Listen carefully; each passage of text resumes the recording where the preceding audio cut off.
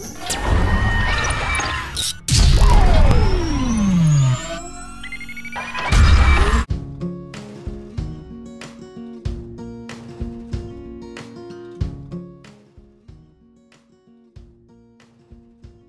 bismillahirrahmanirrahim. Assalamualaikum.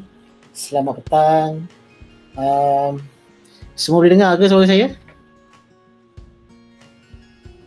Boleh doktor, clear. Alhamdulillah. Alright. So hari ini hari ini merupakan sesi ketiga kita dan juga sesi terakhir untuk topik pentaksiran dan penilaian pembelajaran yang dikendalikan oleh bahagian ahli akademik. Jadi sebelum kita mulakan perbincangan kita, saya minta kalau boleh tuan-tuan dan puan-puan untuk mute mikrofon dahulu, memberi laluan kepada saya ataupun rakan-rakan lain untuk bertanyakan soalan. Dan pada masa yang sama juga, sekiranya tuan-tuan ada soalan dan sebagainya, bolehlah unmute dan untuk membolehkan kita berkomunikasi lah, supaya soalan-soalan yang dikemukakan nanti dapat kita dengar dengan jelas. Jadi selain daripada itu juga, saya mohon juga lah tuan-tuan dan puan-puan, sekiranya ada soalan atau pandangan, bolehlah kemukakan sekarang dan kita akan gunakan ruang masa 1 jam ini untuk cuba membantu. Jadi selain daripada itu juga, kita sediakan juga kita punya pigeonhole. Nanti Dr. Wan Abdul Rahim akan share ruangan pigeonhole tersebut. Dan juga tuan-tuan bolehlah juga bertanyakan soalan di dalam chat box yang ada di bahagian tepi, tuan-tuan dan puan-puan. Okey. Jadi bolehlah kot kita mulakan sekiranya ada soalan yang ingin diajukan dan saya akan cuba jawab. Untuk makluman tuan-tuan dan puan-puan juga, untuk setelah selesai 3 sesi ini nanti, saya akan sediakan FAQ untuk pentaksiran dan penilaian berdasarkan kepada perbincangan yang telah kita lakukan sepanjang minggu lepas dan minggu inilah. Jadi insya-Allah FAQ tersebut saya sedang siapkan. Mungkin dalam petang ni ataupun besok pagi saya akan minta pihak HCA muat naik ke laman web ataupun platform COVID-19 kita tu lah untuk rujukan tuan-tuan dan puan-puan. Okey, jadi FAQ tu adalah berdasarkan kepada perbincangan yang telah kita lakukan daripada hari Jumaat semalam dan juga hari ini. Jadi saya buka kepada tuan-tuan dan puan-puan untuk bertanyakan soalan. Okey. Okey, Dr. Wan Abdul Rahim telah sharekan juga pautan pigeonhole.HCA2020 chat. Kat situ bolehlah tuan-tuan dan puan-puan tanyakan soalan dan bolehlah kami bantulah. Tapi untuk petang ni fokusnya adalah untuk pentaksiran dan penilaian pembelajaran. Okey. Ada tak soalan-soalan yang nak diajukan? So far ada 16 orang. Alright, so on the first day hari tu dekat 200 lebih, semalam hampir 100 juga. Alright, so hari ni mungkin kurang lah kot. InsyaAllah lah kot. Saya rasa mungkin kebanyakan mereka dah mendengar pada sesi pertama dan kedua tu, insyaAllah. Okay. Okay, tak apa. Suka saya nak maklumkan kepada tuan-tuan dan puan-puan, suka saya ingatkan juga ada beberapa sumber rujukan untuk pentaksiran dan penilaian UiTM yang mana kita boleh guna pakai dalam proses kita menyediakan bahan pentaksiran dan juga pembelajaran. Jadi antara polisi yang kita boleh guna pakai adalah polisi penilaian akademik UiTM 2015, polisi kesetaraan UiTM, handbook alternative assessment at UiTM yang baru kita edarkan 2 minggu lepas. Kemudian kita juga ada garis panduan perubahan semakan kurikulum dan peringkat kelulusan. Begitu juga surat dan perkeliling MQA, JPT, UiTM dan juga yang berkaitan. Untuk makluman tuan-tuan dan puan-puan juga, 2 minggu lepas juga saya telah menyediakan satu platform untuk jawatan kuasa Nobel fakulti dan kampus. Di situ juga ada banyak maklumat yang saya kongsikan bersama jawatan kuasa tersebut. Dan insya-Allah saya minta juga lah tuan-tuan dan puan-puan, sekiranya anda adalah ahli jawatan kuasa JK Nobel, bolehlah maklumkan kepada saya sekiranya anda belum turut serta dalam grup Telegram yang telah saya binalah untuk memastikan semua mendapat maklumat terus daripada saya. Okey. Alright, berikut juga ingin saya kongsikan juga dalam kita melihat kepada pentaksiran dan juga penilaian akademik ini, ada juga beberapa dokumen-dokumen sokongan yang kita ambil dan kita guna, antaranya dokumen-dokumen daripada JPT, daripada MQA, BEM ataupun mana-mana badan profesional yang telah memberikan surat makluman berkaitan dengan program akademik masing-masing lah. Jadi itu juga antara sumber rujukan yang kami guna pakai untuk memastikan bahawa apa yang kita laksanakan sekarang ini adalah selaras dengan apa yang dikehendaki oleh JPT maupun lembaga aplikasi ataupun provincial body yang berkaitan. Okey. Suka juga saya maklumkan juga bahawa kalender akademik terkini telah pun di email telah pun kita emailkan kepada semua pensyarah-pensyarah semalam dengan kelulusan senat 256 yang mana ianya boleh dicapai melalui laman web hea.uitm.edu.my. Okey. Jadi maklumat-maklumat penting ni perlulah kita dapat dan capai supaya kita mendapat maklumat yang betul lah bagaimana kita boleh merangka perjalanan semester ini mengguna pakai kalender akademik sedia ada. Alright. Ada juga semalam saya ingin kongsikan kepada tuan-tuan dan puan-puan berkaitan dengan mood pengajaran. Okey. Jadi suka saya ingatkan kepada tuan-tuan dan puan-puan, mood pengajaran bagi kuliah 2 dan juga 3A adalah secara ODL ataupun PJJ. Jadi suka saya maklumkan bahawa jika kita kira dari konteks kalender akademik ni, kalau kuliah 1 tu kita telah menjalani hampir 4 minggu, kuliah 2 yang akan bermula pada kuliah 2 selama 6 minggu, kuliah 3A 4 minggu dan kemudian kuliah 3B bagi kursus-kursus yang memerlukan ataupun sifatnya adalah bengkel, makmal dan sebagainya. Alright. Okey, satu soalan daripada Z. Saya telah membuat penstrukturan penilaian khusus saya kepada 3 assessment, individu, group assignment dan final assessment. Tetapi group assignment dibahagikan kepada 4 subtask. Begitu juga individual task dibahagikan kepada 2 task. Bolehkah saya membuat pembahagian tersebut? Boleh, tak jadi masalah sebab ianya bersifat proses. Okey. Jadi tak jadi masalah. Ini boleh. Okey, kadang-kadang subtask itu diberikan kerana mungkin portion projek itu besar, mungkin group assignment tu 30%. Jadi 30% tu tak bolehlah kita nak assess secara serentak. Maka ini perlu diberi secara berperingkat-peringkat. Itu tidak menjadi masalah. Alright. Itu adalah hanya satu tugasan tapi pecahan itu dibuat kepada 4 kerana melalui peringkat-peringkat tertentu. Itu tak ada masalah Zee. Itu boleh dilakukan. Okay. Thank you, Doktor. Okay, welcome. Alright. Okay, ada juga yang bertanyakan pada saya, sekiranya saya menggunakan mode PJJ, bagaimana kos yang melibatkan pencetakan dan juga penghantaran melalui pos? Seperti yang saya dimaklumkan oleh TNCA, tuan-tuan dan puan-puan boleh menggunakan bajet pengurusan fakulti dalam mengendalikan hal ini. Jadi bolehlah. Jadi itu pentingnya kenapa pensyarah-pensyarah perlu membuat need analisis, melihat kepada keperluan pelajar dan seterusnya memberikan cadangan kepada fakulti bagi membolehkan fakulti mengurus perbelanjaan dari aspek bagaimana hendak mencetak dan juga seterusnya mengirimkan kepada pelajar-pelajar sekiranya pelajar-pelajar tersebut tidak dapat akses internet di kawasan tempat tinggal mereka. Alright.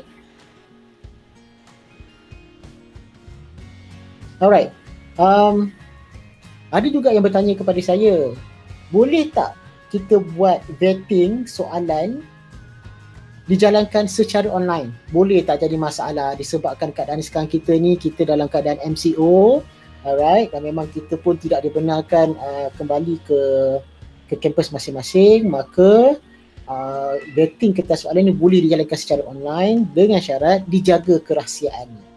Okay. Okay, saya buka kepada tuan-tuan dan puan-puan sekiranya ada pertanyaan. Okay, kita cubalah bantu. Baik. Doktor, saya nak tanya. Ini saya.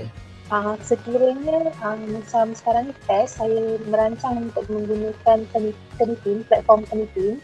Okey. Dan saya diberitahulah yang dulu penelitian kita boleh gunakan untuk maksudnya kita dah boleh kita dah set limit, so dia boleh marking secara automatic kan. Betul.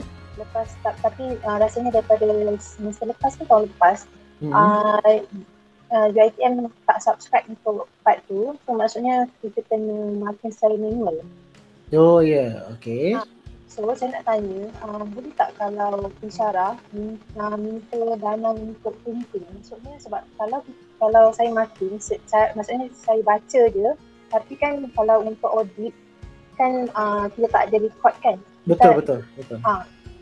Agaknya boleh tak kalau maksudnya Okey. kita Okey, kalau untuk aplikasi Turnitin ini, kebetulan Inka telah menyerahkan tugasan menjaga aplikasi Turnitin ini kepada Dr. Zainuddin Ibrahim, iaitu Ketua Penyampaian dan Pembelajaran di ACA. Jadi mungkin boleh bertanya terus kepada Dr. Zainuddin dan insya-Allah mungkin dia boleh bantu untuk perkara tersebut lah. Okey. Boleh je terus berhubungi Dr. Zainuddin. Ada tak nombor apa saya kata Zainuddin Ibrahim. Dia Zainuddin Ibrahim, betul. jawatan dia Ketua Penyampaian dan Pembelajaran. Ketua Penyampaian dan Pembelajaran. Di ACA. Oh, Okay. ACA. Betul ACA, betul. Oh, tapi maksudnya kalau macam post tadi kita boleh minta dana, tapi kalau yang dalam kes yang macam kita terpaksa marking, maksudnya kena printing lah kan untuk Tu kalau turn in tu, I think that because of the application tu dijaga di bawah jagaan beliau. Mungkin kalau tak subscribe. Mungkin beliau boleh bantu. InsyaAllah. Okay.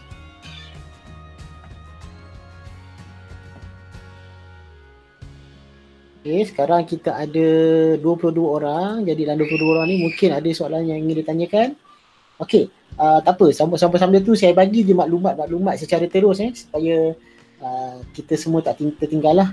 Jadi seperti mana yang tuan-tuan dan perempuan maklum bahawa peperiksaan akhir tidak akan dijalankan untuk semester Mac 2020 ni, maka peperiksaan akhir tersebut digantikan dengan pentaksiran akhir ataupun pentaksiran secara berterusan. Jadi ini adalah satu perkara yang di luar kebiasaan kita lah, dan ini merupakan satu pengalaman baru untuk kita yang mana pertama kalilah peperiksaan akhir yang berjadual ini tidak berlaku di kampus ataupun di fakulti masing-masing. Okey. Jadi wujudlah pelbagai soalan, antaranya boleh tak kalau saya nak gunakan kertas soalan final exam menggantikan dengan ujian akhir? Boleh, tak jadi masalah. Okey, anda boleh menggantikan boleh menggantikan peperiksaan akhir tersebut dengan ujian akhir, dan ini membolehkan RP menggunakan JSU sedia ada. Maka JSU tersebut tidaklah perlu dibina semulalah. Ataupun cadangan yang kedua, jika dirasakan cadangan pertama itu tidak sesuai, maka bolehlah menggantikan dengan pentaksiran alternatif yang bersesuaian. Yang paling penting adalah CLO dan PLO itu boleh dicapai seperti mana yang dijanjikan lah. Okay. Alright, ada satu lagi. Doktor, ada tak guideline khusus daripada BHA berkaitan dengan waktu kelas secara online, fleksibel atau mesti mengikut jadual FM sesuai ada? Alright. Yang ini tiada guideline khusus. Kita berikan autonomi kepada fakulti dan juga kampus untuk memikirkan cara yang terbaik. Dan memang tiada guideline yang kita sediakan. Guideline generik yang kita sediakan adalah pembelajaran boleh berlaku dengan kaedah PJJ, ODN ataupun dalam talian. Okey. Jadi memang tidak ada guideline khusus lah. Okey. Itu bergantung kepada operasi di fakulti ataupun kampus masing-masing. Terima kasih doktor. Sama-sama. Alright. Okey. Saya cuba nak saya cuba nak kongsikan juga, bolehkah saya menghasilkan set pengujian berbeza sekiranya kursus yang ditawarkan itu di pelbagai lokasi. Okey, so Ini antara isu-isu yang agak ketara juga bila saya menjalani sesi soal jawab ini bersama dengan warga UiTM. Sepanjang 2 sesi saya, ini antara soalan-soalan yang kerap ditanya. Jadi soalan itu saya ulang semula, bolehkah saya menghasilkan set pengujian berbeza sekiranya khusus yang ditawarkan di pelbagai lokasi? Sebenarnya tuan-tuan dan puan-puan, yang paling penting di sini adalah soalan ataupun set pengujian boleh berbeza. Boleh berbeza mengikut kepada lokasi, tetapi dengan satu syarat. Bukan satu syarat, ada 2 syarat. Yang pertama, menggunakan JSU yang sama. Okay? Dan yang kedua, aras kesukaran yang sama atau kompleksiti yang sama. Jadi tak kira lah apa bentuk soalan sekalipun, yang penting kedua-dua perkara ini dikawal. Okey, jadi kemungkinan yang di Shah Alam ada satu soalan yang berbeza, di Kelantan ada satu soalan yang berbeza, di Pulau Pinang ada satu soalan yang berbeza, tetapi JSU dan juga aras kesukarannya mestilah sama. Okey. Okey, saja je saya nak. Okey, bengkel seminar adakah dibenarkan dilakukan pada minggu kuliah 3B kerana pada kebiasaannya seminar akan menjemput speaker daripada organisasi luar.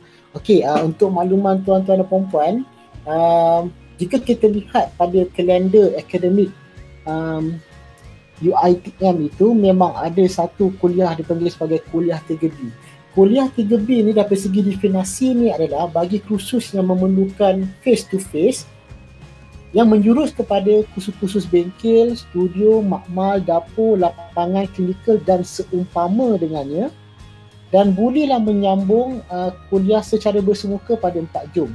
Ini dengan keadaan jika keadaan selamat dan dibenarkan kembali. Maksudnya kuliah 3B ni boleh kita katakan bergantung kepada keadaan MCO. Sekiranya MCO itu dipendekkan, maka pelajar-pelajar bolehlah pulang pada tarikh pada kuliah 3B. Tetapi sekiranya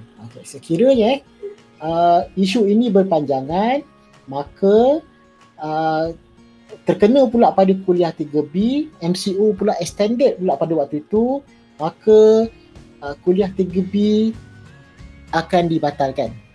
Jadi ada 2 keadaan. Yang pertama, boleh balik dengan syarat MCO ditamatkan, MCO dipendekkan, boleh guna kuliah 3B. Situasi kedua, jika MCO dipanjangkan, maka kuliah 3B akan dibatalkan. Okey. So itu antara perkara yang kita kena jelas lah. Okey. Dan bagaimana apakah proses yang membolehkan, okey? Apakah proses yang membolehkan kuliah 3B ni berlaku? Sebab seperti saya katakan tadi, untuk kuliah 3B hanya kursus-kursus yang sifatnya bengkel, studio, makmal, dapur, lapangan klinikal dan seumpamanya perlulah menghantar permohonan. Okey, bagaimana caranya? Pihak fakulti dan kampus perlu mengenal pasti kursus-kursus yang terlibat dengan sesi kuliah 3B, alright, dan kemudiannya menghantar kepada unit ahwal kurikulum untuk semakan, dan seterusnya UHAT akan meminta dan memohon kelulusan, dan seterus mendapat kelulusan daripada TSA, barulah kursus-kursus tersebut dibenarkan untuk mengadakan kuliah 3B. So ada beberapa proses yang akan berlaku sekiranya tuan-tuan dan puan-puan ingin memohon kuliah 3B. Alright. Saya harap jelas untuk kuliah 3B tu. Jadi saya sarankan bahawa gunakan kuliah 2 dan juga 3A itu sebaiknya. Okey. Jadi pastikan pembelajaran berlaku pada kuliah 2 dan 3A, dan kita gunakan kuliah 3B itu untuk pentaksiran yang bersemuka dengan seperti kursus-kursus yang saya nyatakan tadi. Okey.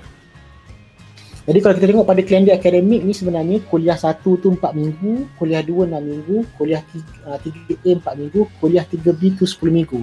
Adakah anda perlu berada di sana selama 10 minggu? Itu mengikut kepada keperluan kursus masing-masing. Alright, ini bagi kursus-kursus yang saya nyatakan tadi.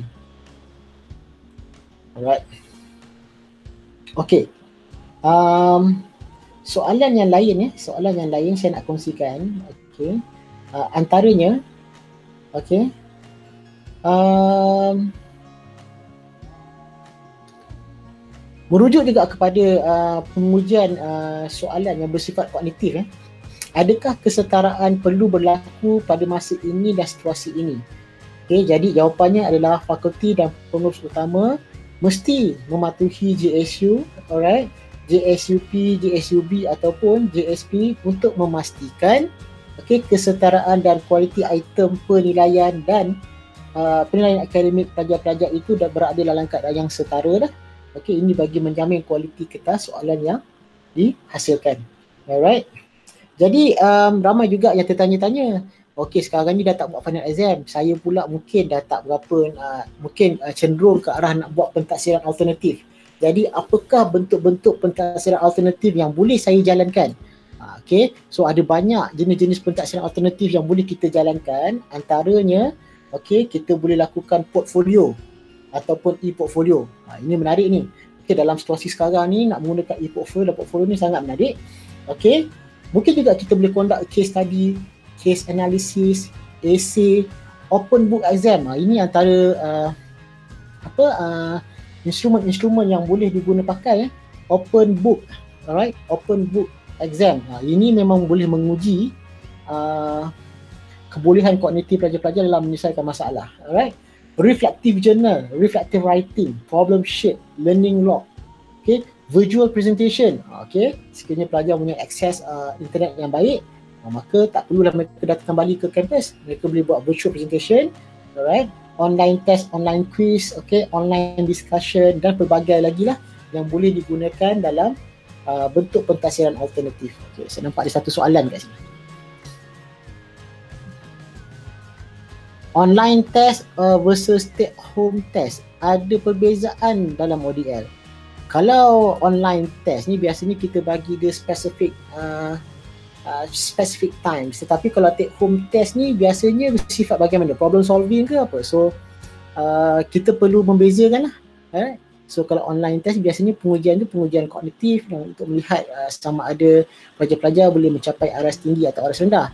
Okay, tapi kalau take home test ni saya kena kenal pasti apakah bentuk take home test ni. Alright, adakah kalau misalnya dalam bentuk case study tu kita consider sebagai take home test kan doktor? Tapi kita tak panggil take home test lah, kita bagi case study lah. Take home test case ni dia ada macam-macam interpretation kan. So kita terus bagi je spesifik assessment yang sepatutnya. Tapi kedua-duanya berbentuk individual kan? Kedua-duanya boleh berbentuk individual. Right. Okay, so far kita ada sama. So far kita ada 28 orang ni, okay. Right. Dan suka juga saya maklumkan juga, insya-Allah nanti selepas daripada sesi ni nanti saya suka ingatkan bahawa satu dokumen dalam bentuk FAQ pentaksiran penilaian akan dihasilkan insya-Allah dalam masa esok ataupun insya-Allah malam ni saya cuba ikhtiarkan untuk siapkan dan mungkin saya akan publish ataupun upload di portal COVID HCA untuk rujukan tuan-tuan dan puan-puan. Okay, jadi semua perbincangan yang kita telah lalui sepanjang 3 sesi ni saya dokumenkan agar soalan-soalan ini boleh dikongsikan dan jawapannya berada di situ untuk rujukan tuan-tuan dan puan-puan. Okey. Suka juga saya nak kongsikan kepada tuan-tuan dan puan dalam situasi kita menangani isu berkaitan dengan pentaksiran ni, mesti tertanya-tanya bagaimana cara saya boleh mereka bentuk pentaksiran alternatif ni. Alright, jadi saya bagi tuan-tuan dan puan-puan tips yang sangat mudah supaya pengujian kita ataupun reka bentuk pentaksiran yang kita hasilkan itu betul-betul mampu menguji pelajar. Okey, sebenarnya bukanlah setakat test ataupun final exam sahaja yang boleh menguji pelajar. Pentaksiran alternatif juga berupaya untuk menguji pelajar-pelajar. Tetapi kita perlu jelas bagaimana untuk memastikan reka bentuk instructionalnya, reka bentuk instruksinya dalam pentaksiran. Yang pertama yang tuan-tuan dan puan-puan yang kita perlu jelas adalah kita dalam nak memberi pelajar-pelajar tugasan, perkara yang paling penting adalah kita menjelaskan situasi dalam konteks yang general dan juga spesifik. Itu yang pertama. Alright, so dalam kita nak bagi tugasan, kita perlu menjelaskan situasi dalam konteks jenis dan juga spesifik. Yang kedua, mengenal pasti tugasan yang diperlukan, mengenal pasti tugasan yang perlu diselesaikan oleh pelajar. Mengenal pasti apakah bentuk tugasan. Kita tak boleh bagi just one paragraph ataupun one sentence untuk pelajar-pelajar boleh menyelesaikan masalah mereka. We need to kenal pasti apakah tugasan yang perlu mereka selesaikan. Ketiga, menerangkan perilaku ataupun tindakan tugasan tersebut. Bagaimana cara nak menyelesaikan tugasan tersebut, apakah yang mereka perlu lakukan. Dan juga yang keempat, menjelaskan kesan dan impak dari tugasan. Ini kind of reflection yang boleh dilakukan selepas tugasan diserahkan. Dan yang paling penting tuan-tuan dan puan-puan, untuk memastikan validity, reliability, fairness and consistency, kita tidak boleh lupa untuk menyediakan rubrik yang memberikan refleksi terhadap pelajar dan juga memberi refleksi terhadap penambahbaikan pelajar. Jadi sumber-sumber ini anda boleh dapat pada handbook alternative UiTM, alternative assessment at UiTM yang telah kita edarkan kepada pensyarah pada minggu lepas. Okey. Untuk kalender akademik baru, final assessment ada minggu yang ditetapkan ke atau boleh dijalankan pada sepanjang semester. Kalau you tengok, kalau tuan-tuan dan puan-puan tengok pada kalender tersebut, memang ada satu minggu spesifik untuk pentaksiran atau untuk final assessment. Okey, memang dikhaskan satu minggu. Tetapi tuan-tuan dan puan-puan, ianya juga boleh berlaku pada minggu kuliah. Maksudnya saya nak buat final assessment saya pada minggu ke-13 dan ke-14, boleh, tak jadi masalah. Ataupun saya memang nak buat saya punya final assessment pada minggu yang telah diwartakan dalam kalender akademik pun tak jadi masalah. Yang penting tuan-tuan dan puan-puan tidak melepasi tarikh penting tersebut. Doktor, bolehkah e-portfolio approach digunakan untuk group project? Boleh, tak jadi masalah. Okey, boleh.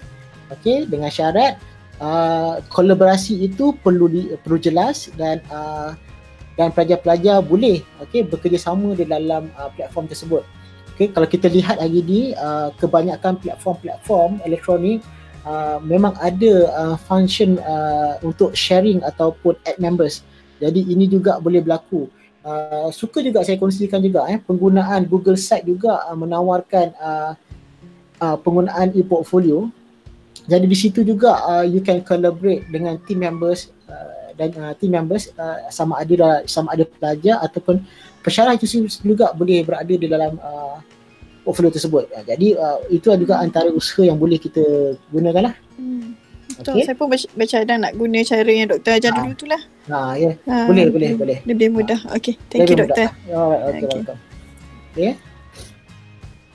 Okay, doktor. Kalau diberi pilihan ODL mengikut jadual waktu yang dikeluarkan atau yang mana lebih baik? Kalau saya tanya saya tuan-tuan dan puan-puan, untuk tanya yang mana lebih baik, macam tak kena pula sebab kita berikan autonomi itu kepada fakulti dan juga pensyarah untuk memikirkan cara mana yang terbaik. Apa yang menjadi kebimbangan saya adalah sekiranya perkara ini tidak dilihat dengan jelas, kita bimbang, mana tahu kan, semua duk sibuk pagi ni, petang ni semua sibuk, tiba-tiba malam ada 5-6 session untuk online session. Itu yang kita takut itu pula akan membebankan pelajar-pelajar. Jadi perkara ini juga fakulti ataupun kampus perlu lihat dengan jelas lah. Kita tak nak nanti pelajar-pelajar dilonggokkan dengan online session pada satu masa yang tertentu kan. Satu masa tertentu pula ada 5-6 session pula ataupun 2-3 session pula. So itu agak membebankan. Perkara ini perlu distrategikan dengan baiklah. Okey. Kalau saya lah pada saya kalau tanya saya kalau boleh ikut jelah jadual waktu sedia ada. Sebab jadual waktu sedia ada itu menyusun kegiatan harian pelajar-pelajar. Tapi kita mengambil consideration juga mungkin juga ada pelajar-pelajar tidak boleh mendapat akses pada waktu-waktu tertentu. Jadi ini antara perkara-perkara yang kita perlu lihat dengan jelas lah. Okay? Jadi kita pulangkan kepada fakulti dan kampus untuk menentukan pada waktu bila yang sesuai. Okay? Jadi saya alukan jawab soalan pandangan daripada tuan-tuan dan puan-puan. Ini merupakan sesi kita terakhir pada hari ini. InsyaAllah kita akan manfaatkan sesi ini dengan sebaik mungkin. Okay. Alright. Suka juga saya nak kongsikan bagaimana kita boleh memastikan pentaksiran alternatif ini mempunyai validity, reliability, fairness dan juga konsistensi yang baik, sama seperti pengujian-pengujian tradisional, contohnya peperiksaan akhir. Jadi apa yang kita perlu sedia maklum adalah kita perlu memastikan kita mempunyai JSUB ataupun JSP yang telah disediakan lebih awal untuk memastikan tugasan yang kita reka itu betul-betul menepati kepada keperluan CLO ataupun PLO. Yang kedua adalah memastikan pengujian memenuhi keperluan pada aras kesukaran yang telah ditentukan. Okey.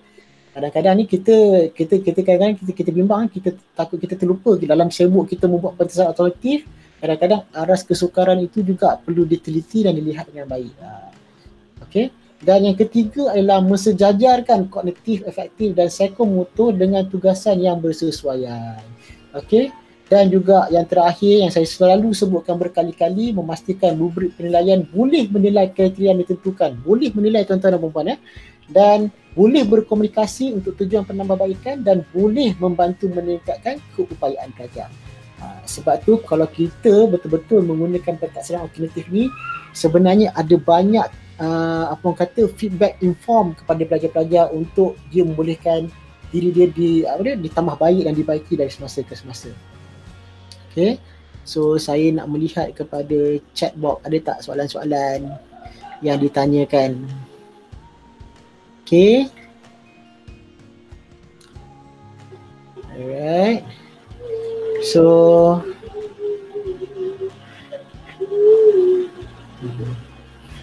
okay.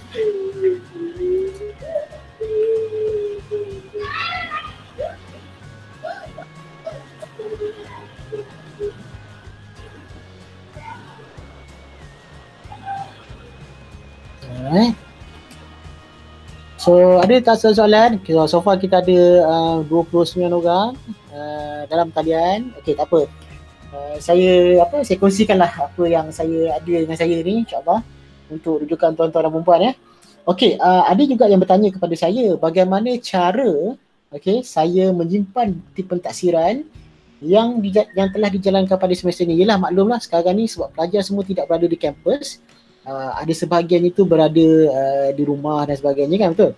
Jadi bahan-bahan ini boleh disimpan secara dengan baik dengan menggunakan soft copy ataupun hard copy. Jadi maksudnya sekiranya sebab apa? Ini adalah tujuan untuk pengauditan lah. Jadi kita perlu pastikan bahawa bahan-bahan ini disimpan dengan baik, dijaga dengan baik sehinggalah sampai satu tempoh yang tuan-tuan dan puan-puan boleh melupuskan bahan-bahan tersebut. Doktor, tu dia. Untuk online test, adakah masa yang diperuntukkan ataupun perlu sama test seperti biasa? Adakah guideline tertentu yang perlu dipatuhi oleh pensyarah? Okey, ini soalan yang baik. Soalan yang sangat baik. Ini soalan yang dah ditanyakan semalam. Okey, sebenarnya untuk makluman tuan-tuan dan puan-puan, kita kena melihat yang pertama, kebolehcapaian pelajar-pelajar dalam mendapatkan akses internet. Itu yang pertama. Yang kedua, kita juga perlu melihat bahawa keupayaan pelajar untuk menjawab test pada satu-satu tempoh. Jadi saya suka nak kongsikan dengan tuan-tuan dan puan-puan bagaimana untuk kita menentukan tempoh bagi sesuatu pengujian. Perkara ini juga turut disarankan oleh Prof. Razia Jano, yang begitu juga semalam disebutkan oleh NCA. Dan saya juga berdasarkan kepada beberapa literature yang saya baca, ada beberapa kaedah. Okay, antara satu kaedahnya adalah jika pensyarah mengambil pengujian tersebut dalam kadar masa tertentu, usaha 3 kali ganda boleh menentukan masa yang diperlukan oleh pelajar. Contohnya, kalau pensyarah buat instrumen tersebut 30 minit, maka pelajar kita akan gandakan dengan 3, pelajar akan menjawab lebih kurang 1 jam 30 minit. Okey, ini sumber daripada Carnegie Mellon University dan juga Kansas Curriculum Center David Clay. So yang ini juga kita boleh gunakan. Tapi apa yang penting adalah pelajar-pelajar boleh ataupun mampu melengkapkan tugasan pada satu-satu tempoh Sebab tu saya katakan tuan-tuan dan puan, kalau kita dapat kenal pasti mobile signal pelajar-pelajar kita masing-masing, mudah untuk kita menentukan juga tempoh masa yang sesuai untuk pelajar-pelajar. Sebab kadang-kadang saya juga buat juga survey dengan pelajar-pelajar saya. Dalam 30 orang pelajar-pelajar saya tu, 7 orang memang ada difficulty on the internet mobile signal. So bila saya buat purata ni tu, kebanyakan mereka mobile signal tu di bawah di atas antara 3G dan ke atas. So kita perlu memilih lah aplikasi-aplikasi yang sesuai untuk membolehkan online test ini berjalan dengan baik. Jadi data-data sebegitu sangat penting supaya kita boleh merangka ataupun memilih aplikasi yang sesuai. Okay. Dan kadang-kadang ada juga orang tanya dengan saya, kalau pelajar-pelajar tu buat assignment, contoh assignment 3 jam. Assignment tu diperuntukkan kalau kadar biasa, SLT ni dia mengambil masa untuk menyediakan tugasan tersebut 3 jam. Berapakah jumlah masa yang kita boleh buat jika dalam keadaan sekarang ni? You times 3 je boleh, tak ada masalah. Kalau kelas normal face to face tu 3 jam, berada di kampus 3 jam, dengan keadaan sekarang you boleh times 3 dia berjadi dalam 9 jam ataupun 9 jam. Okey. Itu antara kira-kira mudah lah yang kita boleh gunakan. Yang penting pelajar-pelajar itu mampu menyiapkan tugasan tersebut lah. Alright. Okay. Sebenarnya kalau bercerita tentang pembangunan instrumen ni tuan-tuan dan puan-puan, ada satu juga literature yang mencerita menjurus khas tentang berapakah tempoh masa yang sesuai bagi sesuatu instrumen dan juga bagaimana kita boleh menggunakan itu sebagai indikator untuk merangka soalan-soalan kita. Satu literature saya baca daripada Nito dan juga Brookhart 2010. Okey, di dalam literature beliau menceritakan bahawa untuk jawapan true and false, approximate times biasanya antara 20 hingga 30 second. Okey, MCQ factual 40 hingga 60 second. Okey, MCQ complex 70 hingga 60 second. Okey, untuk short answer maybe dalam 2 to 4 minutes, short essay 15 hingga 20 minit. Okey, drawing model labeling 20 hingga 30 minit, extended long essay dalam 30 minit, lebih kurang macam tu. Jadi ada juga ketentuan-ketentuan masa yang boleh digunakan dalam menentukan tempoh masa yang perlu dipatuhi oleh pelajar-pelajar. Okay.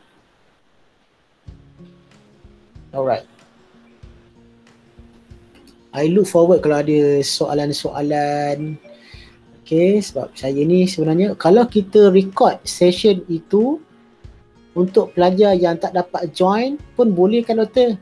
Maksudnya student tak dapat join online pada waktu itu tapi dia boleh tengok rakaman. Boleh, tak ada masalah. Sebab tu dalam perkeliling kita memang kita nyatakan bahawa yang pertama, pelajar-pelajar boleh belajar secara PJJ dan juga ODL, okay, ataupun dalam talian. Dan bila kita bercerita dalam talian ni ada dua konteks. Yang pertama synchronous learning, yang kedua adalah asynchronous learning. Alright, so bila kita bercerita tentang asynchronous learning ini adalah sesuatu yang dalam talian yang kita tak guna pada waktu ketika sekarang ni. Macam sekarang kita buat ni more like macam synchronous learning. Okay, jadi kalau tak asynchronous contohnya ialah rakam tadi you share dalam Telegram, itu dah tak asynchronous, boleh berlaku, tak jadi masalah.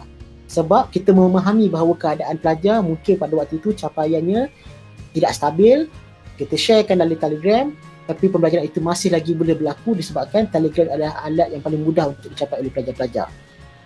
Okay, jadi kalau berdasarkan pengalaman saya menggunakan Google Meet ya tuan-tuan dan puan-puan, saya buat consultation hour 1 hour, jumlah data size yang diperlukan adalah 700 MB. Jadi 700 MB itu agak besar lah. Jadi apa yang saya buat adalah saya pecahkan dia kepada beberapa video. Okay, jadi itu juga antara salah satu strategi membolehkan pelajar-pelajar mendapat akses dengan chunk the video, dan kemudian kita susun video itu dan masukkan ke dalam aplikasi-aplikasi yang tidak kompleks. Contohnya macam Telegram tadi membolehkan pelajar-pelajar mendapat akses secara asynchronous. Tak jadi masalah. Okay, boleh. Okay, memang kita bolehkan.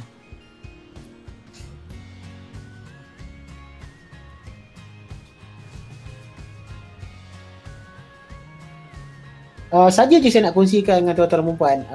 Ada orang juga tanya-tanya saya hari ni, ada orang juga bertanya mana satu senang nak pakai WhatsApp ke nak pakai Telegram. Kalau tanya saya, Telegram lebih mudah. Okay, sebab dalam Telegram tu yang pertamanya kita boleh buat folder. Alright, boleh buat folder. Yang keduanya kita juga boleh buat quiz-quiz ringkas di dalam Telegram tersebut. Bagi mereka yang belum pernah mencuba, I think that Telegram is the lowest step yang kita boleh guna pakai lah. Bolehlah gunakan Telegram sekiranya pelajar-pelajar tidak mendapat capaian yang stabil jika kita ingin membuat online learning secara sinkronos. Okay. Okay, ada juga yang tertanya-tanya kepada saya, Doktor, kalau saya nak buat rubrik, macam mana cara nak buat rubrik? Okay, sebab tu dalam handbook alternative assessment tu telah pun saya kongsikan cara-cara bagaimana untuk membolehkan kita membuat rubrik. Tapi hari ni saya kongsikan sekali lagi. Yang pertama, bila kita nak membuat rubrik, kita kena kenal pasti apakah tujuan rubrik tersebut. Contohnya lah, kalau saya nak buat rubrik berkaitan dengan teamwork, jadi itulah tujuan saya. Okay, teamwork itu pula hendak melihat apa. Jadi kita kena jelas dengan tujuan tersebut. Dan biasanya kita akan gunakan rubrik secara analytics, rubrik yang komprehensif, okay, yang menjelaskan kriteria yang lengkap dan jelas, okay. Dan yang ketiga, saya dah sebut tadi, kenal pasti kriteria. Apakah kriteria tersebut? Kalau nak tengok teamwork, apakah kriteria teamwork itu yang ingin kita lihat? Nak tengok apa? Leadership. Nak tengok apa lagi? Nak tengok dia punya leadership, nak tengok dia punya apa, kriteria yang boleh ditentukan. Dan tentukan pengukuran. Ada orang kata nak pakai pengukuran skala 3, ada orang nak kata nak pakai skala 5, ada orang kata nak pakai percentage, ada orang kata nak pakai weightage, bergantung kepada tuan-tuan dan puan-puan. Tetapi pada setiap pengukuran tersebut perlulah diperjelaskan deskriptor bagi setiap kriteria supaya mudah untuk kita buat penilaian dan juga maklum balas kepada pelajar-pelajar. Ini sangat mudah tuan-tuan dan puan-puan. Okey. Sangat mudah dari segi elemennya, tetapi untuk membina sebuah rubrik itu agak mencabar. Okey, jadi sebab tu saya galakkan jika boleh rubrik itu selepas kita membina rubrik itu, kita mungkin boleh panggil sahabat-sahabat kita untuk melihat rubrik yang sama dan memberikan input terhadap rubrik tersebut. Okey. Okey. Dalam kita sibuk bercerita tentang pentadbiran alternatif ni, kita kena ingat juga bahawa bahasa penghantar kita masih lagi bahasa Inggeris. Itu jangan lupa. Okey, jadi bahasa penghantar kita ataupun bahasa utama kita masih lagi bahasa Inggeris, kecuali bagi kursus-kursus yang telah diluluskan senat menggunakan bahasa selain daripada bahasa Inggeris. Jangan pula nanti tiba-tiba tuan-tuan dan perempuan kita sibuk-sibuk buat design aktiviti kita semua dalam bahasa Inggeris, pelajar-pelajar return balik kita dalam bahasa Melayu. Itu satu perkara yang kita kena lihat lah. Sepatutnya medium kita tu memang bahasa Inggeris. Jadi itu kita kena hati-hati. Saya jangka perkara ni memang akan berlaku nanti. Okey, jadi kita ambil dulu precaution step, maklumkan kepada pelajar-pelajar bahawa bahasa Inggeris adalah medium yang kita akan gunakan dalam apa sahaja penghantaran tugasan kepada pensyarah-pensyarah mengikut kursus-kursus yang telah mereka ambil lah. Okay. Jadi, okay. Selain daripada itu tuan-tuan dan perempuan, saya juga suka nak kongsikan, okay, berapakah markah yang boleh dimaklumkan kepada pelajar-pelajar dikala kita melakukan pentaksiran alternatif. Yang ini kena hati-hati. Okay, sebab bagi mereka yang biasa buat final exam, mereka tahu dah. Okay, maksudnya markah yang final exam tu memang tak keluar pun. Alright, markah yang continuous assessment itu sahaja yang akan dikongsikan. Alright, tapi untuk bagaimana dengan penilaian berterusan? Okay, bagi penilaian berterusan, yang pertama markah tu memang kita perlu maklumkan kepada pelajar kecuali khusus yang bergrade lulus gagal. Yang kedua, bahagian akhir bagi khusus yang mempunyai 100% penilaian berterusan ataupun bagi khusus yang hanya mempunyai satu sahaja penilaian akhir. Jadi ini kena hati-hati. Jadi misal katalah pelajar-pelajar tu ada 100 markah dia untuk khusus A. Jadi berapakah jumlah markah yang boleh kita berikan kepada pelajar? kita sarankan antara 30 hingga 40 dan ianya tidak boleh mencerminkan prestasi keseluruhan pelajar. Maksudnya janganlah kita bagi 60% dia dah tahu dia lulus lah. Jadi yang itu tidak digalakkan. Okey. Dan pencapaian penilaian berterusan mestilah dimaklumkan kepada pelajar untuk tujuan penambahbaikan prestasi. Okey, maksudnya minggu keberapa mungkin nak bagi 20%, kemudian bagi 20%, lepas tu tak review lah. Okey, lagi 60% tu mereka akan tahu pada putusan rasmi mereka masing-masing. Okey. Jadi bila kita bercerita juga berkaitan dengan hal ini, ialah bila kita bercerita pasal markah, mesti juga akan bertanya, boleh tak kita buat semak semula untuk kursus-kursus yang menjalankan pentaksiran berterusan. Kalau kita rujuk kepada polisi penilaian akademik 2015, semak semula tidak boleh dibuat untuk kursus-kursus yang menjalankan pentaksiran berterusan ataupun yang bukan berpeperiksaan akhir. Okey, jadi itu kita kena jelas ya. Okey. Okay, ada soalan nak tanya? Sorry doktor, terpaksa kacau sikit. Okay. Maksudnya untuk yang 100% assessment ni tidak ada semak semula ke macam mana tadi? Memang tak ada semak semula. Memang tidak ada semak semula. Alright, okay. Thank you doktor. Okey, yang ada semak semula hanya untuk peperiksaan akhir sahaja. Okay. Okay, thank you. Alright, welcome. So harap nanti kita jelas Nanti kadang-kadang kita bimbang juga, kadang-kadang pelajar kata boleh tak saya nak buat semak semula. Tapi kalau saya merujuk semula kepada polisi penilaian akademik ini, ianya tidak boleh berlaku untuk pentaksiran berterusan. Okay. Baiklah. Waalaikumsalam ya saya. Iman. Saya nak tanya dalam keadaan kita sekarang, macam mana ataupun apakah nasihat yang atau apa yang boleh pensyarah buat in order untuk monitor pelajar punya attendance ataupun participation dia dalam keadaan ODL ataupun PJJ ni? Alright. Okay. The worst case scenario apa yang kita boleh buat, yang pertama yang paling mudah sekali adalah phone by call lah. Okay, telefon itu bagi mereka yang the remote area, kita boleh call and tanya progress mereka. Okay, bagaimana mereka boleh, apakah masalah mereka dan sebagainya. Itu yang pertama. Jika pelajar-pelajar mempunyai sedikit kelebihan untuk menggunakan internet, antara aplikasi yang mudah kita boleh guna pakai untuk merekod attendance pelajar adalah menggunakan Google Form, alright, ataupun apa sahaja aplikasi-aplikasi yang boleh membuktikan kehadiran mereka. Okay. Jadi antara aplikasi yang saya boleh kongsikan dengan Iman, antara salah satunya adalah Clocktify, alright, yang boleh merekod attendance. Even saya pun menggunakan aplikasi yang sama sepanjang PKP ni. Yang kedua kita boleh pakai Gibbles, okay. Dan sebenarnya yang paling mudah tu adalah Google Form lah. So memadai setakat dia. Sebab kenapa saya kata Google Form ni boleh digunakan, kerana dalam Google Form tersebut bila kita extract the data, dia ada timestamp. So timestamp tu membolehkan kita melihat pada pukul berapa mereka masuk dan sebagainya. So you can use that one. Memandangkan kita tak dapat akses kepada SIM ataupun attendance sebenar. Alright? Okay? Okay, saya faham yang tu. Cuma kita let's say kelas 3 jam. Okay, kalau secara face to face nya kelasnya adalah 3 jam. Tapi tak semestinya kita nak buat secara synchronous session online. Google Meet tu is reliable untuk buat 1 jam. Jadi kita macam contohnya kita pecahkan 3 jam tu, 1 jam mungkin kita secara synchronous, 2 jam yang lebihnya adalah secara asynchronous. Sebabnya adakah maknanya kalau kita tengok aktiviti pelajar buat tak buat, memang small quiz ataupun more or less dia punya put to us, betul kan? Ya, betul. Right. Okay. Saya nak clarification. Thank you. Okay, alright. Okay, can you type it too fast? Kelvin, nanti saya akan kongsikan satu dokumen FAQ assessment yang mengandungi semua perbincangan kita pada hari ini. Okay, yang itu nanti kita akan kongsikan. Yang kedua, mohon doktor atau facilitator tulis alternative tools untuk rekod kedatangan pelajar selain daripada Google Form. Apa saya kongsikan. Yang ini tuan-tuan dan puan-puan boleh cuba. Pertama, Clocktify. Okay.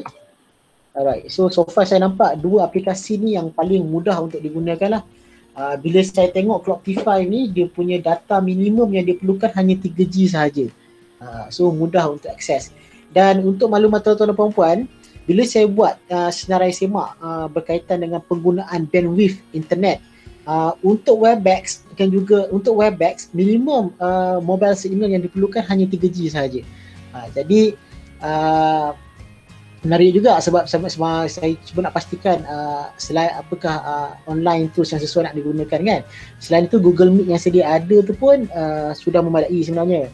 Okay, jadi apa yang kita nak kena buat pada minggu ni, sepatutnya minggu ni adalah yang mana kita kena dry run dan cuba dengan pelajar-pelajar bagaimana mereka berinteraksi menggunakan tools-tools yang kita nak propose. Okay, contohnya lah saya nak cuba online test malam ni. So saya nak cuba guna Webex, saya nak cuba guna Meet. Kita kena buat semua benda tu dalam minggu ni supaya bila kita berhadapan pada minggu hadapan dengan kuliah kita tidak mempunyai masalah. Alright. Okay, doktor, can you share semula some literature tentang oral education tu? Okay, boleh, tak ada masalah. Nanti saya akan letak dalam saya punya dalam saya punya FAQ question to make it proper. Okay. Tapi saya akan juga bagi notes kat sini juga nanti, sekejap lagi. Alright. I will share with you the teacher. Kalau you nak cari Nico and Brookhart. Okay. Talk about lang.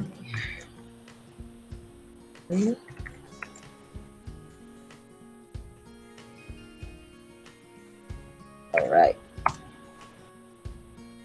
Okay.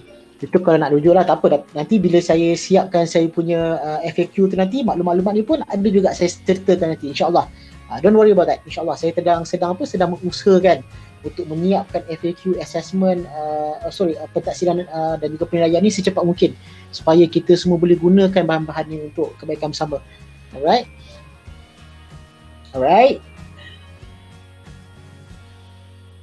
Okey, apa lagi? Okey, kalau kita rujuk juga kepada, saya suka je nak bawa tuan-tuan dan puan-puan melihat kepada dokumen-dokumen lain. Antaranya, apakah kesan pengubahsuaian dan perubahan ini terhadap penyerahan SLT ataupun kredit serta pembelajaran dan penilaian pelajar? Saya ambil sumber rujukan daripada panduan pengendalian program pendidikan tinggi semasa dan pasca Perintah Kawalan Pergerakan COVID oleh MQA.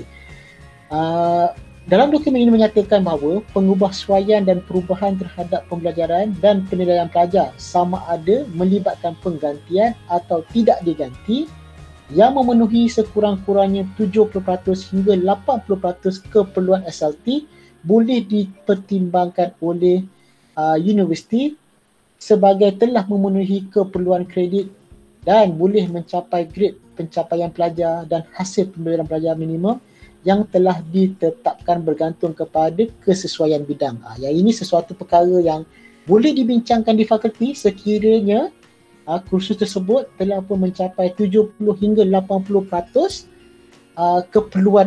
keperluannya, maka boleh dibawa ke JAF ataupun JAN untuk diberikan grade ataupun untuk kita katakan bahawa hasil pembelajaran minimum itu telah tercapai. Okey, kalau ini saya akan sertakan juga dalam FAQ pentaksiran alternatif assessment sebagai rujukan juga. Okey, kita boleh merujuk kepada dokumen-dokumen ni. Okey, ada beberapa dokumen memberikan kita some kind of flexibility untuk kita bincangkan dan juga kita fikirkan. Okey.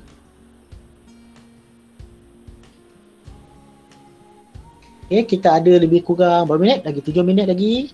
Jadi saya appreciate if each of you have a question, raise the question dan kita cuba bantu dan selesaikan. Okay. Dan untuk makluman juga, untuk jawatan kuasa Nobel, saya memang akan adakan satu online meeting bersama dengan ahli jawatan kuasa Nobel bagi membincangkan hal-hal berkaitan dengan pentaksiran dan penilaian. InsyaAllah dalam minggu ni kita akan panggillah call up all the jawatan kuasa Nobel untuk mendengar sedikit taklimat daripada saya lah berkaitan dengan apakah peranan mereka pada waktu ini. Dan suka saya maklumkan bahawa pada waktu ini sebenarnya jawatan kuasa Nobel boleh mengambil peranan aktif dalam membantu fakulti dan juga kampus untuk memudah cara ataupun sebagai perantara bagi membolehkan pensyarah-pensyarah melakukan sedikit perubahan ataupun adjustment terhadap dokumen sedia ada. Jadi kita minta jugalah Jawatan Konsumenable juga berperanan untuk membantu pensyarah-pensyarah, insya-Allah. Okey. Jadi apa lagi saya nak kongsikan? Doktor, saya nak tanya. Yeah. Kalau saya tengok dalam fakulti saya punya ni, berkenaan dengan apa ni, kita punya kalau tarikh akhir penilaian tu pada 21 Julai. Betul. Tapi minggu ulang kaji pada 4 Julai. Ke 1 Julai. 1 Julai. Kalau kita nak buat penilaian tu maksudnya kalau pensyarah tak sempat, boleh tak dia buat penilaian in between tu? Maksudnya selepas 1 Julai. Boleh. Sebelum. Selepas 1 Julai maksudnya dalam tempoh 20 ulang kaji tu. Sekejap. Bagi saya tengok kalender sekejap. Sekejap saya rujuk kalender sekejap. Okey, kalau tengok dekat kalender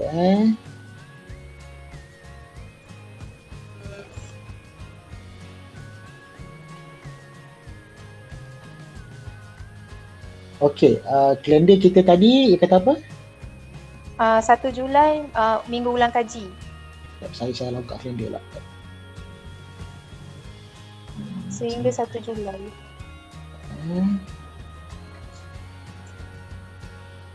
Saya lupa buka kalender tadi.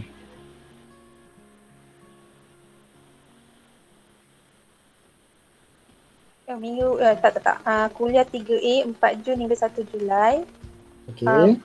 Yang itu kuliah lah. Lepas tu minggu ulang kaji 2 hingga 4 Julai. Tarikh akhir penilaian berterusan 21 Julai. Maksudnya kalau kita tak sempat antara 5 sebelum ke 21 tu boleh tak? Kalau kita nak buat penilaian berterusan. Sampai sebelum 21 tu boleh, tak ada masalah. Boleh. Tak ada masalah ya. Boleh. Maksudnya mesti selesai sebelum 21. Maksudnya selepas 21 tu dah cuti semester, 22 tu dah cuti semester, betul? Kan? Betul. Yang kita buat bagi kita dah cuti semester, maksudnya sebelum daripada tu kita bagi markah dekat HA, bagi markah dekat HA untuk masuk dalam sistem. Okey, proses masuk dalam sistem adalah pada kejap ya. Okey, ini tidak mengikuti okey. Kalau dia kata kat situ tarikh akhir penilaian berterusan bagi kursus berkaitan bagi kursus berkaitan tu untuk kuliah 3B. Yang itu 23 Ogos, tapi bagi mereka yang tidak terlibat dengan 3B tu, alright, dia kena siap pada 21 Julai. Maksudnya 22 tu dah boleh start upload dan sebagainya lah. Okey. Doktor nak tanya dekat tu yang apa tu attendance pelajar tu. Maksudnya dia tak perlulah nak terlampau detail kan? Macam mana? Maafkan saya? Attendance pelajar, kehadiran pelajar tu, kita tak mana yang kita boleh retrieve je lah kan. Contoh macam kalau kita buat kuliah bukan secara live, kan kita tak boleh nak tak boleh nak ni kan, tak boleh nak track dia punya bila dia dengar kita punya lecture dan sebagainya. Kalau macam test dengan quiz tu mungkin boleh lah, tapi kalau yang kalau yang tu kalau tak ada tak apa ke? Itulah saya katakan tadi, saya bagi cadangan bahawa yang pertama mungkin ketika pelajar-pelajar tu akses tu dia boleh gunakan Google Form yang paling mudah sekali. Maksudnya waktu before ini nak pakai yang online ke nak pakai yang mana? Kalau untuk lecture ni rasanya yang mungkin yang WhatsApp kot ataupun Telegram. Okay. Kalau yang WhatsApp atau Telegram tu mereka boleh senaraikan kehadiran mereka melalui WhatsApp lah. Maksudnya dia katalah okey pelajar-pelajar pukul 8 saya nak you all sign up. So semua akan senaraikan nama dia sign up. So bila dah habis tu dia kena sign off. Macam tu lah. Okay. Boleh berlaku, boleh buat je dekat Telegram. Itu kalau paling maksud saya itu yang pelajar tu yang susah lah kan. Tapi kalau if you want to become more systematic, if you can provide with a Google Docs, lagi better sebab dekat Google Docs tu ada timestamp. Maksudnya kan dia kena cukup lah 42 jam. Berapa? 21 jam yang kita tengok kalau dia kata contoh kelas tu berapa jam? 3 jam. Okey, contoh 3 jam. Adakah 3 jam itu secara online? Tak, yang kalau face to face. Kan face to face kan. Jadi sekarang ni bila dia face to face you gantikan dengan apa? Ganti dengan yang kita upload yang kita punya video. Bahan-bahan video dan sebagainya kan. Okey. Boleh tak jadi masalah. Sebab maksudnya- kadang-kadang Maksudnya jam dia tu fleksibel lah. sebab macam ni, ha. saya punya pendapat begini. Pertama, kita kena jelas bila kita reka bentuk proses pembelajaran kita tu, adakah ianya mencukupi untuk proses 3 jam. Okay, contohnya lah I buat online session 1 hour. Kemudian I start design activity tu berapa lama yang pelajar tu kena selesaikan. Betul tak? Mungkin aktiviti satu tu 15 minit, aktiviti kedua tu 15 minit, aktiviti ketiga 15 minit. So you need to set the time. So supaya you tahu bahawa 3 jam ni telah pun berlaku dengan aktiviti-aktiviti yang saya jalankan mengikut kepada kadar masa ataupun ketetapan masa yang saya telah peruntukkan. Itu boleh membuktikan bahawa 3 jam itu telah berlaku. So maksudnya sebab tu kalau you tengok pada perkeliling TNCA yang baru-baru ni, memang kita kata pensyarah-pensyarah perlu menjelaskan tempoh, proses dan juga secara terperinci bagaimana ianya berlaku. Kan macam saya bagi satu contoh kelas saya memang 3 jam. Apa yang saya buat ialah the first 1 hour lecture. Betul? So bila lecture ada yang boleh buat secara online, ada yang tak boleh buat secara online. Tapi bahan yang saya sediakan untuk lecture saya tu memang untuk 1 jam. Okey? Kemudian untuk jam yang kedua saya sediakan aktiviti. So setiap aktiviti saya tu mungkin mengambil masa purata antara 15 hingga 30 minit. So I start designing my sequence of learning to make sure that 3 jam itu dipenuhi dengan aktiviti-aktiviti yang boleh dilakukan oleh pelajar. So now the most important thing is how to time frame you punya 3 hours tu. Ya, betul. Habis tu doktor, yang kalau online discussion dia boleh jadi macam sebahagian daripada tugasan kan?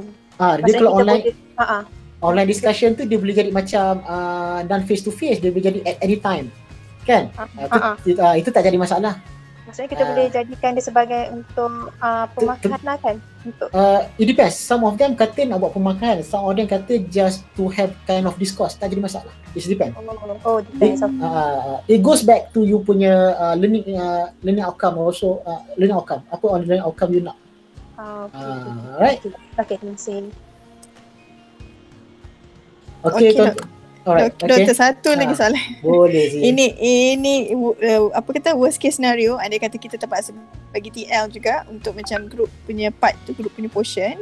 Maknanya boleh tak kalau waktu kuliah 3B tu, maknanya kita jalankan masa tu? Boleh, sebab kita guna 3A punya kalender secara masa tu. Boleh. Masa 3B tu kita buat bahagian yang tertinggal, bahagian yang tertinggal je. Boleh, tapi macam saya kata Zee, ada kita kena simulate two scenario.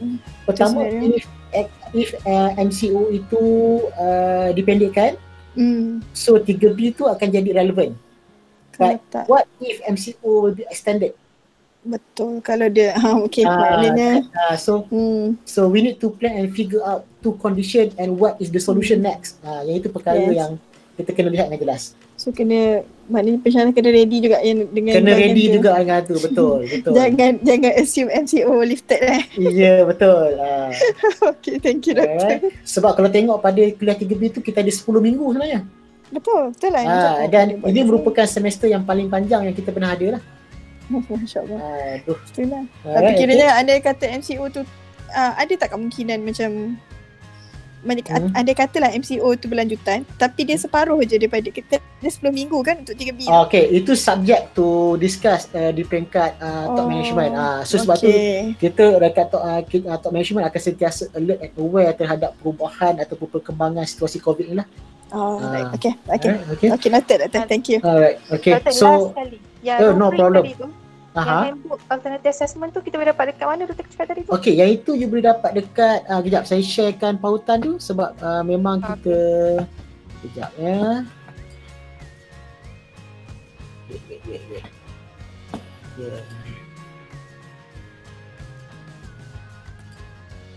Dekat dalam pautan tu memang kita kemas kini, kerap kita kemas kini. Pautan kat mana doktor?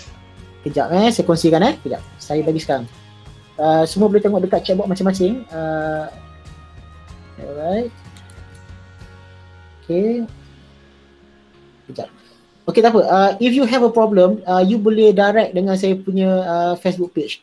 Itu yang pertama. Okay, yang itu memang semalam pun saya dapat banyak juga soalan daripada sahabat-sahabat kita di UiTM. Okay. Yang kedua sekejap ini, saya nak copy link yang kedua ni yang memang portal daripada ACA. Yang kat sini memang banyak bahan-bahan yang kita kemas kini semasa ke semasa. So ada dua link yang saya boleh kongsikan. Okay, saya cuba nak entertain satu lagi questions. Alright. Prof, may I know any suggestion on the platform that can include equation or formula on maths? Okay. Lepas tu kedua, for example, quiz, any platform can be record or student can write on return it for our record. Kalau nak pakai Dr. Ting, you boleh pakai Google Classroom. Okay. Kalau you tanya saya pasal platform untuk equation ataupun formula math ni, saya kurang pasti ini. Tetapi kalau saya boleh kongsikan, yang saya boleh kongsikan adalah kalau you nak gunakan Google Classroom is the best. So students boleh upload dan juga boleh submit, and also you can return the submission, macam tu lebih kurang. So I can propose for you to have a Google Classroom on that. Tetapi sebenarnya kalau platform untuk equation dan formula on math, sebenarnya dekat UFuture ataupun Aiden kita ada aplikasi ni yang boleh digunakan. Memang kita ada aplikasi untuk pelajar-pelajar yang menggunakan formula dan maths. Jadi boleh gunakan, pertama boleh gunakan UFuture, yang kedua boleh gunakan Google Classroom. Okay. Okay, baiklah, sekarang ni kita dah pukul 4.06. Jadi kita ingin tamatkan sesi ini. Jadi saya ucapkan ribuan terima kasih kepada mereka yang telah turut serta bersama saya untuk sesi sejam ni. Don't worry, saya akan siapkan FAQ alternatif, saya akan siapkan FAQ pentadsiran dan juga penilaian akademik UiTM. InsyaAllah besok will be release. Jadi saya harap jika ada masalah, anda boleh gunakan pautan yang saya sediakan. Dan saya bagi pihak ACA mengucapkan ribuan terima kasih kepada pensyarah ataupun warga-warga UiTM yang telah bersama dengan kita sepanjang sesi ni lah. Jadi saya ucapkan ribuan terima kasih. Assalamualaikum warahmatullahi wabarakatuh. Dan kita jumpalah di satu masa akan datang. Assalamualaikum. Yep.